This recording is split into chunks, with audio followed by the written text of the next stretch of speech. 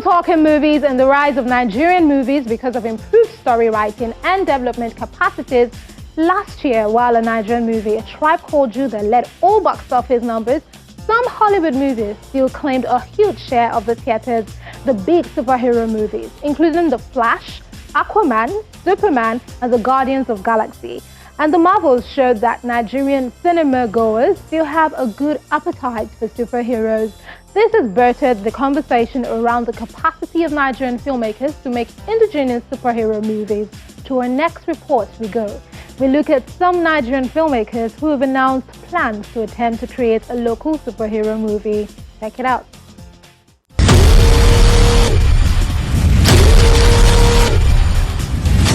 Tosin Iho transitioned from music during the mid-2000s to filmmaking in recent times, and he already has a couple of impressive titles to his name, including Eve and Seven. The superheroes enthusiast, who has a Batman insignia on the back of his phone, reveals that he's currently in post-production for an indigenous superhero movie that might birth a new era in Nigerian movies.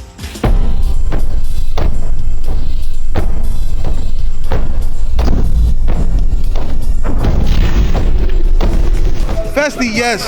Right now, I'm in post-production for my new film, and it's an origin story for a superhero. Yes. But I think we have to make the superheroes grounded to our own world. We can't make superheroes the same way they have done it. It has to be fresh for them as well as fresh for us. It has to be relatable to us. What would a superhero be in Nigeria? How would a superhero? Because Nigerians, we are built differently. We think differently. We see money differently. We see finance. So a superhero in Nigeria has to be based in Nigerian morals, relationships and all. So that's what we are trying to do with creating this. Yeah. Funke Akindele is already a Nollywood superhero with her activity and achievements in the industry. Her most recent movie is the first movie to break the 1 billion milestone in Nigerian theaters, but she already is looking out for her comfort zone in filmmaking. In a recent conversation, she confirms that she's already working on developing some of the Yoruba mythology characters into indigenous superheroes. When Mama starts saying, "How are you?" before she start coming, Mama's almost last line, you should start moving. Okay. Then Mama, so you can calm down, because she heard that footstep. When she starts saying, shoot, wrong. Stories like this is what we should export or celebrate our culture, our tradition. Why can't we have our own superheroes? Shango, Oya, Obatala, have our own Marvel, the Avengers, come together and do stuff like that. And I am working hard on that. We're still writing. Don't let the cat out of the bag, but we need to celebrate our own tradition. Let's bring in our own superheroes. Don't you have Shango? You have Oya, you have Obatala, you have all of them. Let's bring them and see what happened back then. Let's bring it to present and have our own superhero movie.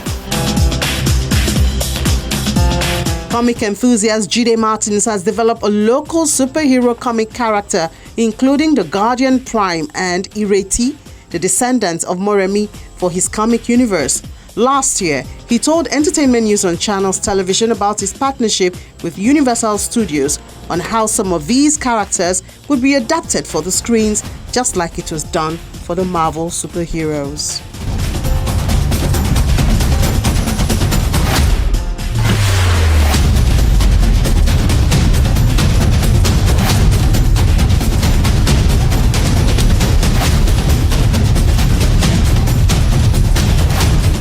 So for years, we were trying to break through into the international market.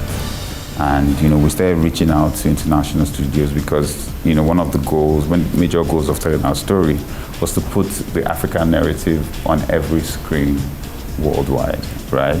And we knew that international studios were people who had the capacity to have that reach at the moment, with the end goal of building our own capacity to be able to do it later. And we started reaching out to studios.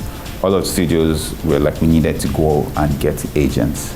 We immediately reached out to the best agents in the world. Unfortunately, we got represented by the biggest agents in the world, it's called CAA. And then from there, they took us to many other studios. Eventually, we landed with Universal. Now, why did we pick Universal? A lot of studios wanted ownership. The evaluation was really low, but Universal got it from the very beginning.